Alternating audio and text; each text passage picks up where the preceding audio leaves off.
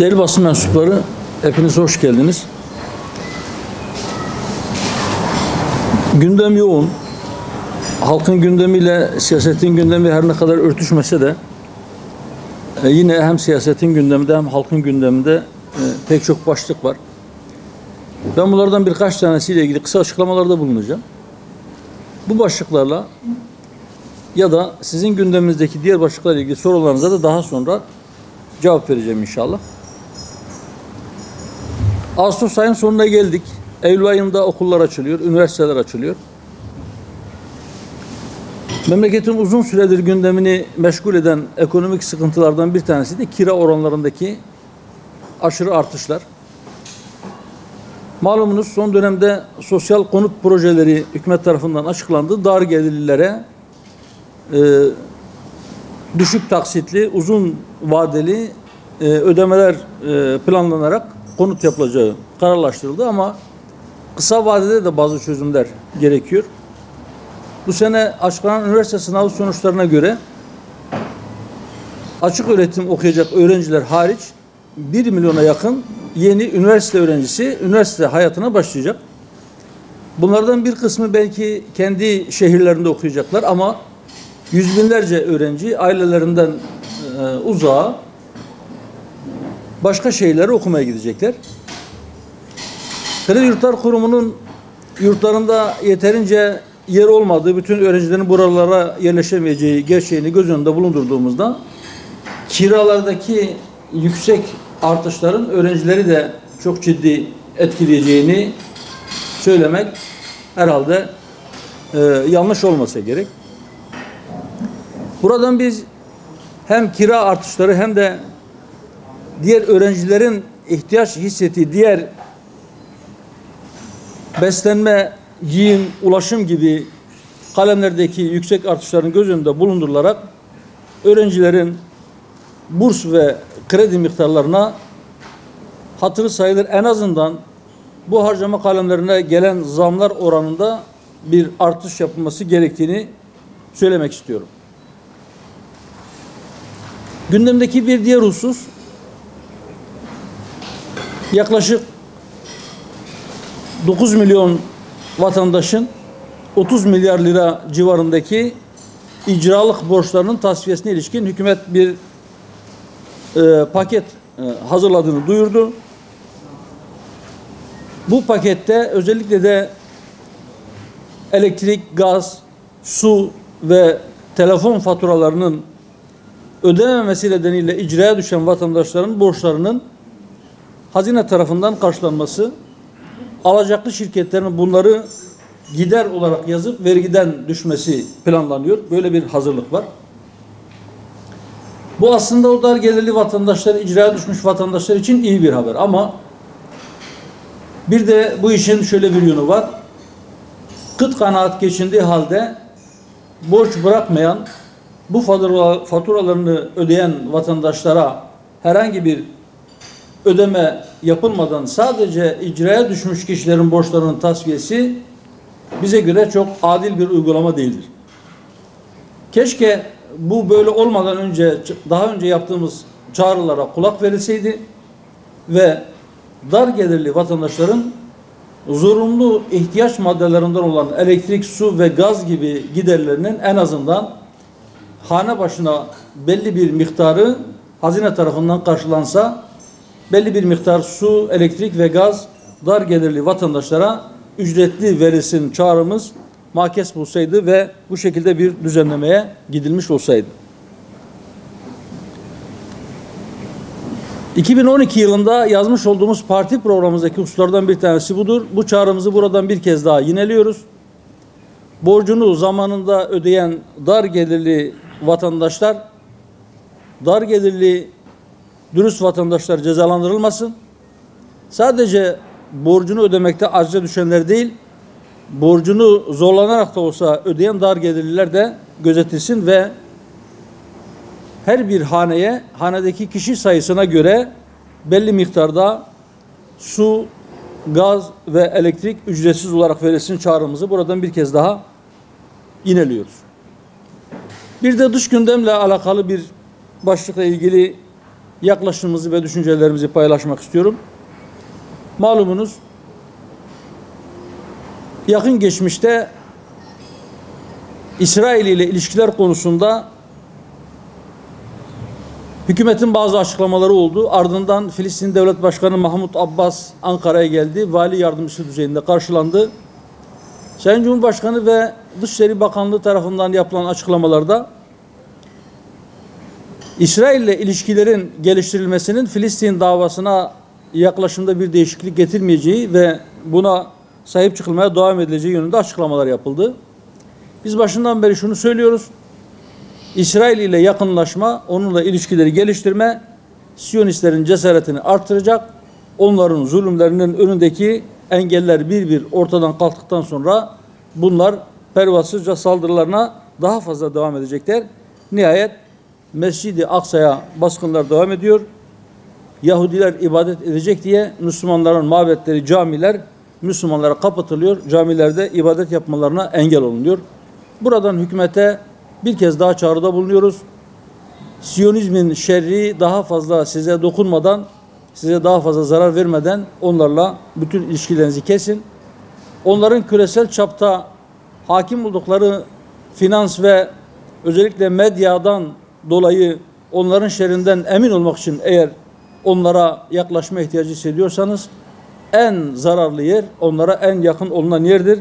Lütfen yakınlaşmaktan, ilişki kurmaktan, ilişkileri geliştirmekten kaçının. Bunu sadece hükümete değil, bütün İslam ülkelerine bu çağrıda bulunuyoruz.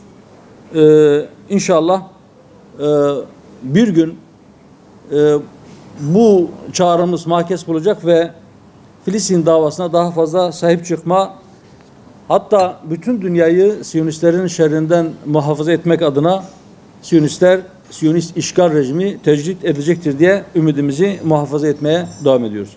Değerli basın mensupları, dediğim gibi gündemde konu çok ama ben özellikle sizin gündeminizde olan konular neyse onlara daha fazla zaman ayırmak için, sizin sorularınıza cevap vermek için ben burada kesiyorum. Sorularınızı alalım inşallah, onlara cevap verelim.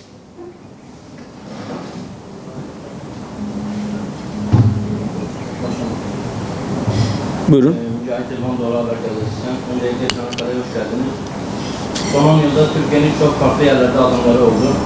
Suriye, Filistin, Libya, Azerbaycan, Batı Akdeniz, Ukrayna gibi farklı yerlerde. Evet. Hükümetin dış politikasını nasıl buluyorsunuz? Doğru veya yanlış bulduğunuz adımları var mı? Çin zulmü altındaki Doğu Türkistanları yeterince sahipleniyor mu? Teşekkür ederim. Ben teşekkür ediyorum. Hükümetin dış politikasını toptan reddetme ya da toptan destekleme gibi bir pozisyonumuz yok.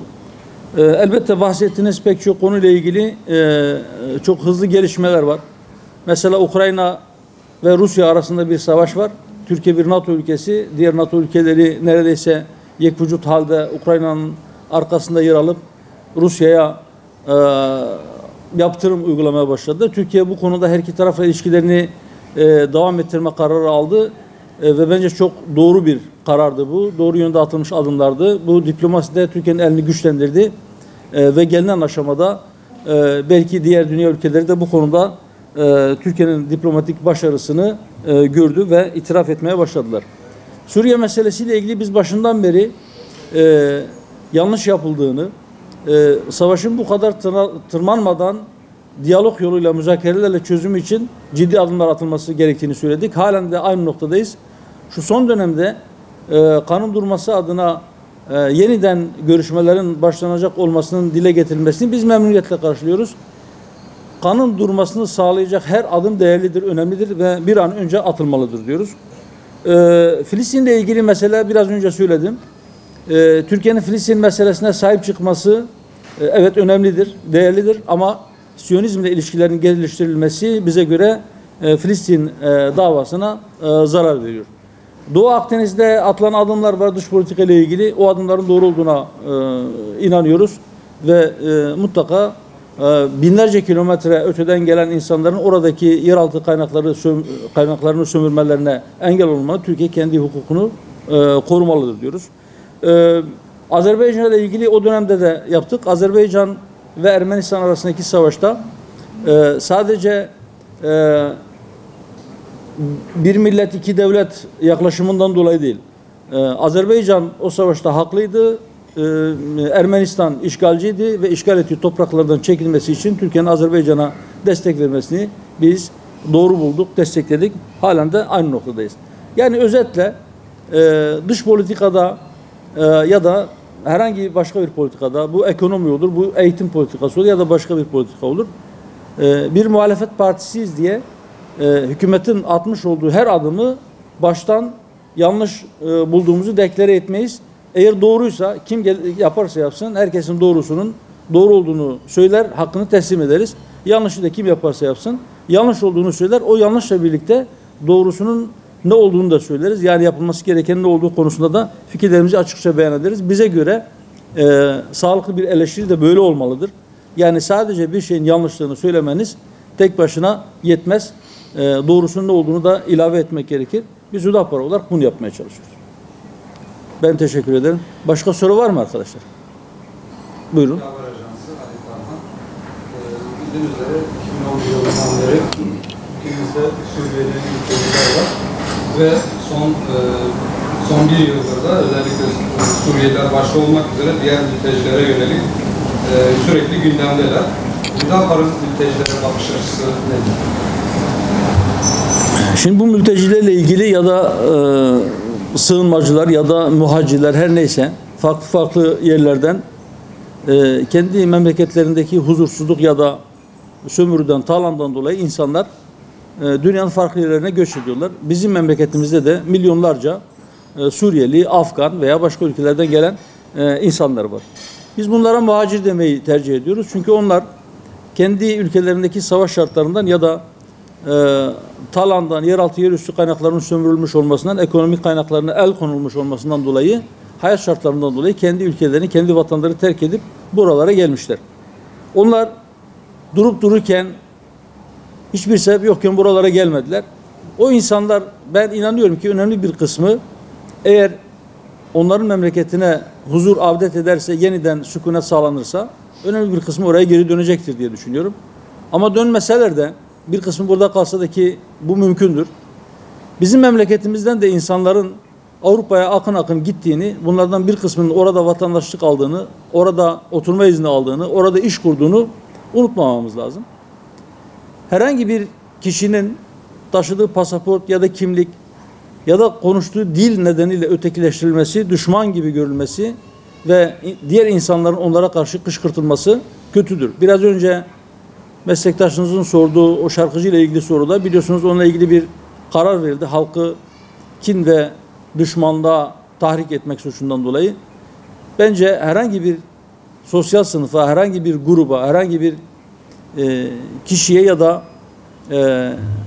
etnik dini gruba karşı insanları kışkırtmak, onları düşmanmış gibi göstermek çok ciddi bir suçtur.